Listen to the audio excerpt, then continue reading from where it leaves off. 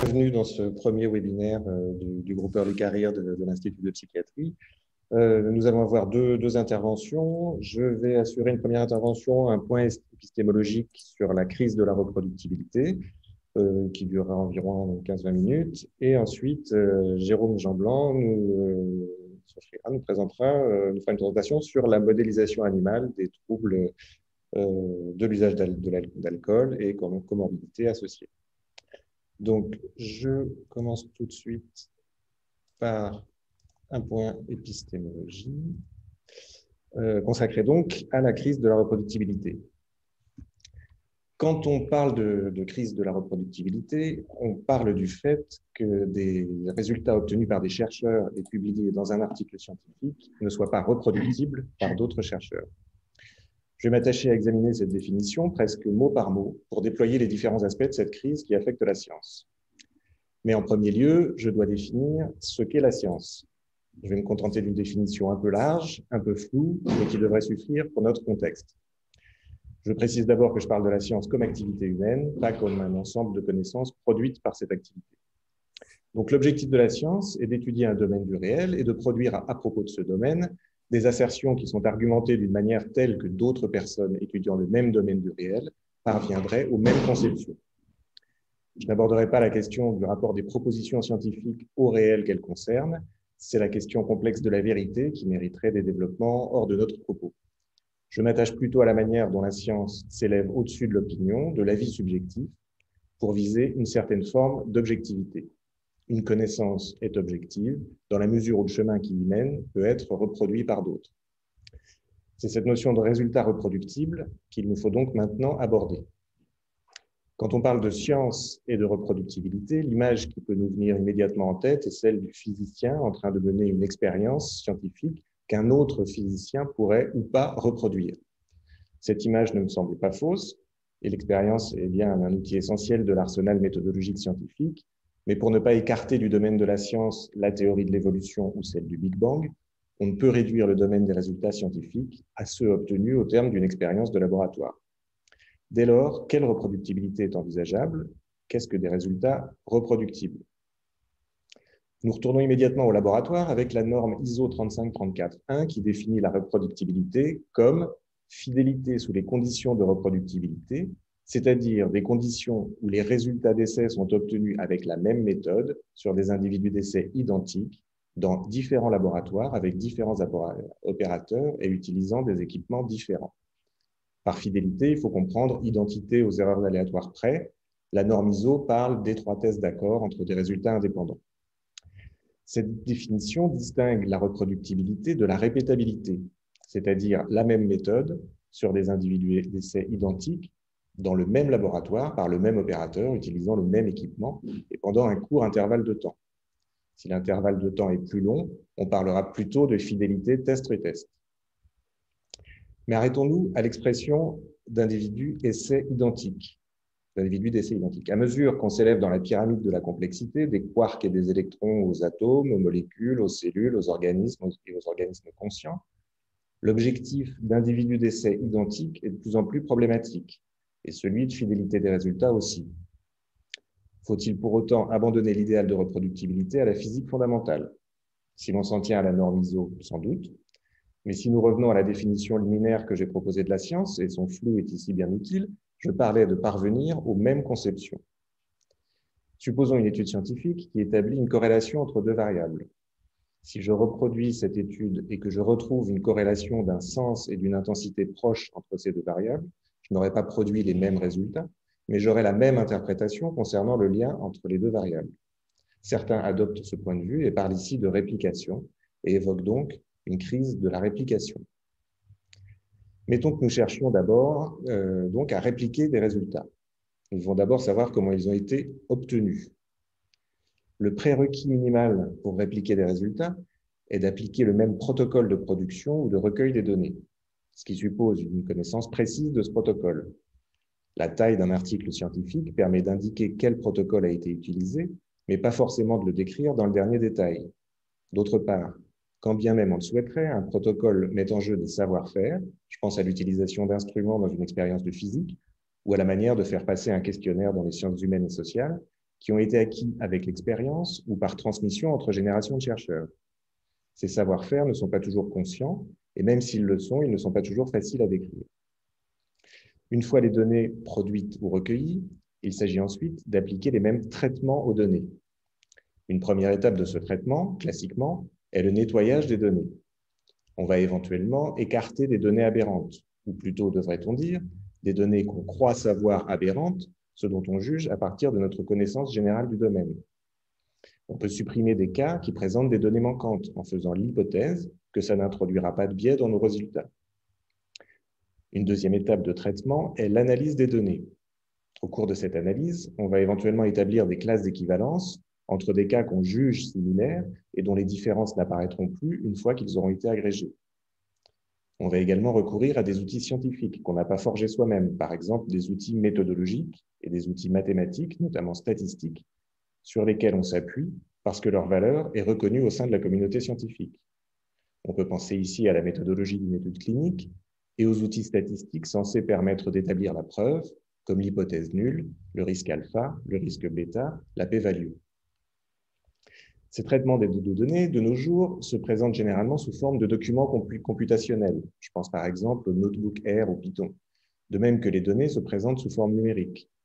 Ils sont donc en principe facilement partageables et riches d'informations sur leur usage, à condition qu'ils soient bien documentés. Nous voyons qu'il faut avoir connaissance du processus qui a permis de formuler des résultats pour tenter de les répliquer. Cette remarque recouvre deux aspects distincts. Côté processus, nous venons de voir qu'il peut receler des opacités plus ou moins faciles à élucider. C'est la question de la transparence scientifique qui est ici en jeu, des conditions auxquelles elle est possible, et je pense ici évidemment au domaine médical et aux données sensibles, mais aussi si elle est encouragée, voire rendue autant que faire se peut, obligatoire. Côté avoir connaissance de ces processus, nous devons maintenant nous intéresser à la publication des articles scientifiques. Sauf à être en contact avec les chercheurs, ce que nous pouvons savoir de leurs résultats scientifiques et de leur méthodologie est ce qui se trouve dans les articles qu'ils publient. Il faudrait plutôt dire des articles qui sont publiés. Tous les articles scientifiques produits ne sont pas nécessairement publiés. Dans le domaine des sciences exactes, il n'en est pas tout à fait de même pour les sciences humaines, l'édition scientifique est dans une situation oligopolistique. Les noms des acteurs sont connus, Springer, Wiley, Elsevier pour les plus importants. Cette situation de l'édition scientifique participe de la crise de la reproductibilité de plusieurs manières.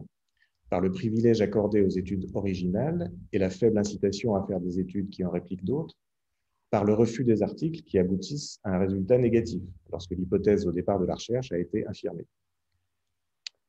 Outre l'image déformée qui est donnée d'une science qui ne produirait que des résultats nouveaux et dont les hypothèses seraient toujours confirmées, ce qui est en soi préjudiciable aux jeunes chercheurs et au rapport entre science et société, cette soumission de l'édition scientifique aux impératifs de l'économie de l'attention mine plus profondément la confiance qu'on peut accorder aux résultats publiés. Une hypothèse de recherche peut avoir été infirmée lors de 9 études sans avoir donné lieu à des publications, qu'une 10e étude confirme l'hypothèse et ses résultats seront publiés, surtout si cette hypothèse tranche sur le savoir établi dans le domaine. Un sujet scientifique peut prendre soudain une importance sociale immense et des articles peuvent être publiés sans satisfaire à la rigueur du processus de vérification par les pairs des résultats présentés. Nous en avons eu l'exemple récent. Allons plus avant. En tant que chercheur, pour pouvoir prendre connaissance d'articles scientifiques, il faut d'une part qu'ils aient été publiés, mais aussi que je puisse y avoir accès. En ayant érigé depuis quelques décennies des paywalls, les éditeurs scientifiques participent là encore de la crise de la reproductibilité, en empêchant ceux, universités, voire pays, qui n'ont pas les moyens de s'offrir les abonnements qu'ils proposent, d'avoir l'occasion de tenter de répliquer des résultats. Nous touchons ici à la question de l'ouverture de la science. Pourquoi accepter cette situation? Pourquoi ne pas contourner les éditeurs scientifiques? Il y a des initiatives en ce sens que je mentionnerai plus loin, mais l'état actuel des choses se maintient pour des raisons qui tiennent au fonctionnement du monde de la recherche. Et j'en viens au dernier point que je voulais aborder, le monde de la recherche et les chercheurs eux-mêmes. Si les maisons d'édition scientifique ont pu prospérer, c'est aussi parce que le monde de la recherche fait dépendre des articles publiés et des revues dans lesquelles ils sont publiés, à la fois le financement des projets, la reconnaissance des pairs et l'avancement dans la carrière. Le score SIGAPS d'un chercheur hospitalo-universitaire, calculé à partir de ses publications, conditionne sa candidature au poste de MCUPH ou de PUPH et participe de la dotation financière, c'est la dotation mairie, de l'établissement de santé auquel il est rattaché. Si l'on ne publie pas, on stagne. Cet aspect s'est aggravé dans les dernières décennies d'une augmentation du nombre de chercheurs et donc du nombre d'articles produits. Si l'on ne publie pas, on n'existe pas dans le monde de la recherche. Les deux combinés font qu'il faut publier plus que les autres, c'est-à-dire plus vite, parfois à la découpe, en disant en 2 articles ce qu'on aurait pu dire en 1. Ce cercle vicieux se dit en anglais « publish or perish ». Une autre caractéristique du monde de la recherche et de son évolution assez récente est le rapprochement entre la recherche publique et les investissements privés, intensifiant l'existence de liens d'intérêt et favorisant donc l'apparition plus fréquente de conflits d'intérêts. Là encore, ces conflits peuvent déstabiliser le chercheur qui y est soumis, qu'il en soit pleinement conscient ou non. Puisque nous parlons d'influence pas toujours consciente, évoquons aussi les biais cognitifs qui peuvent affecter les chercheurs.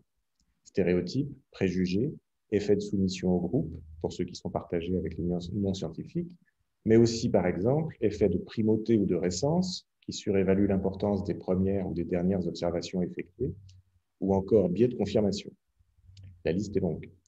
Les 3 éléments que nous venons de parcourir affectent la reproductibilité parce qu'ils affectent de manière plus générale la qualité de la science produite. On peut rassembler tous ces éléments dans un graphique mettant en rapport la difficulté à identifier ces obstacles à la reproductibilité avec la difficulté à les surmonter. C'est une appréciation subjective qui pourrait bien sûr être discutée. Ce qui nous amène au remède possible à la non-reproductibilité. Donc, je fais une précision liminaire, je me place dans ce qui suit du point de vue d'un jeune chercheur souhaitant rendre sa recherche reproductible. La fraude sur les données ou les résultats, le p-hacking, c'est-à-dire multiplier les comparaisons de variables en cherchant la p-value qui sera inférieure à 5%, le harking, c'est-à-dire poser l'hypothèse après que les résultats sont connus. Tout ça participe bien sûr à la crise de la reproductibilité, mais je renvoie à ceux qui les pratiquent à un examen de conscience. Prenons d'abord la question de la transparence. Elle a plusieurs aspects. La transparence peut s'appuyer sur des outils méthodologiques et informatiques. Perdre ces données, ne plus comprendre comment on a obtenu ces résultats, ne pas pouvoir les transmettre, sont évidemment des causes de non-reproductibilité. Format des données, richesse des métadonnées, choix de l'environnement logiciel, versionnage, compatibilité et pérennité dans l'archivage sont des points qu'on peut trouver détaillés, par exemple, dans le MOOC Recherche reproductible de l'INRIA.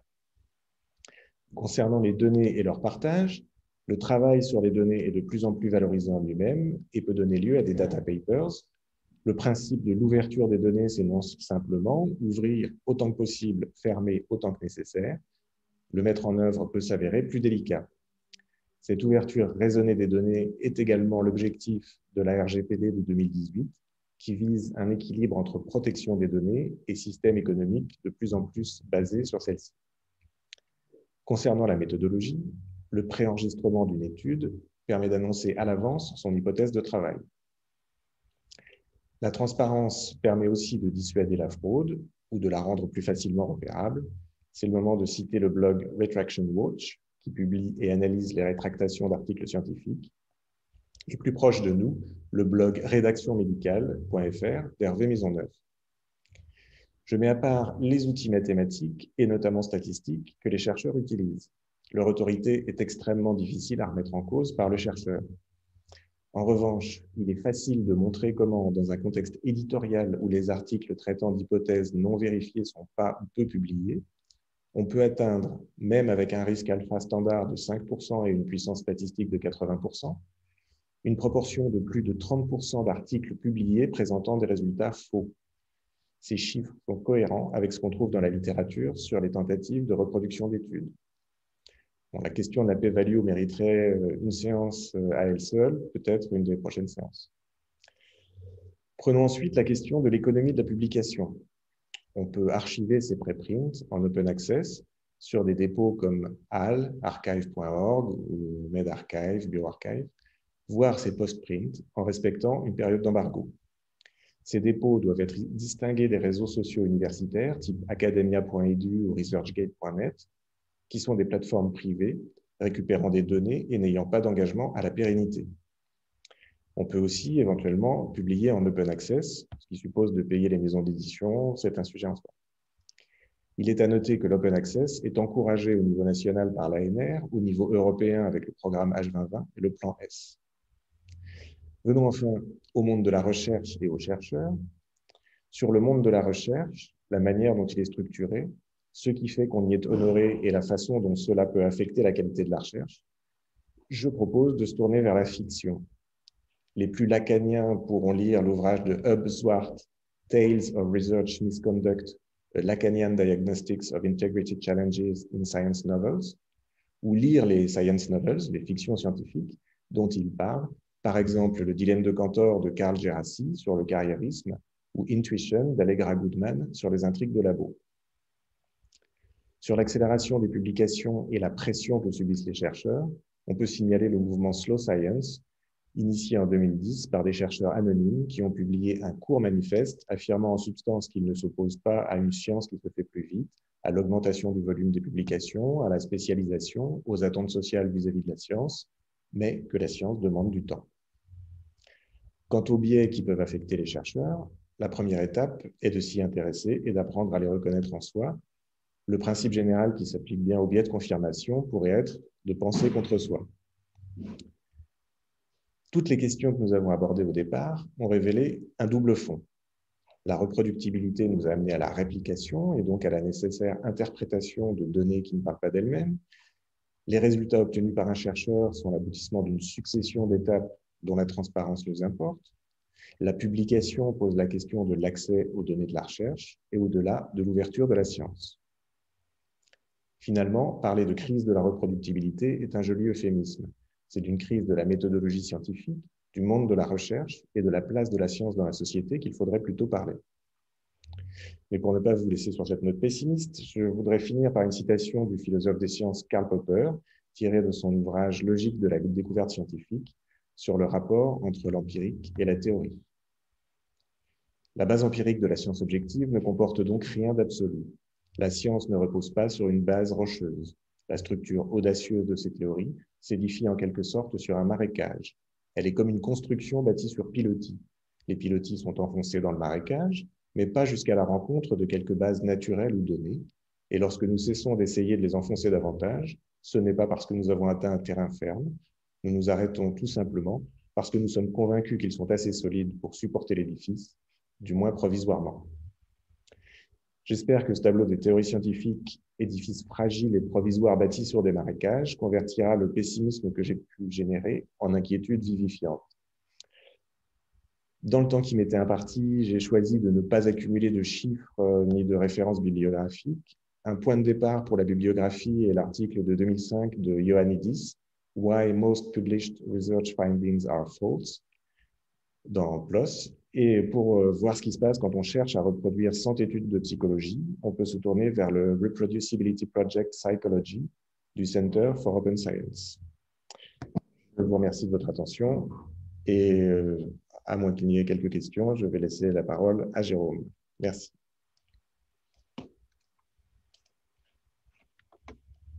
Je ne sais pas s'il y a des questions. Non? Alors. N'hésitez pas. Juste pour les participants, n'hésitez pas à utiliser le QR, questions-réponses, voilà, si vous avez des commentaires à envoyer ou des questions à soumettre. Juste un grand merci à Jacques pour sa présentation qui est très intéressante et très importante. Sur des sujets que parfois on a tendance à vouloir passer un petit peu, mais c'est vraiment absolument essentiel. Merci beaucoup. On attend avec hâte de voir ça se développer dans les prochains webinaires sur les différentes parties parce que ça ouvre beaucoup de pistes. Et je serais très preneur d'une petite liste des références que tu cites et des endroits où tu nous renvoies, peut-être sous forme de texte qu'on pourra. Voilà. Jérôme aussi, je pense que nos participants aussi pour qu'on puisse se référer et poursuivre notre réflexion sur ces sujets ô combien importants que tu traites très bien. Merci beaucoup encore, Jacques.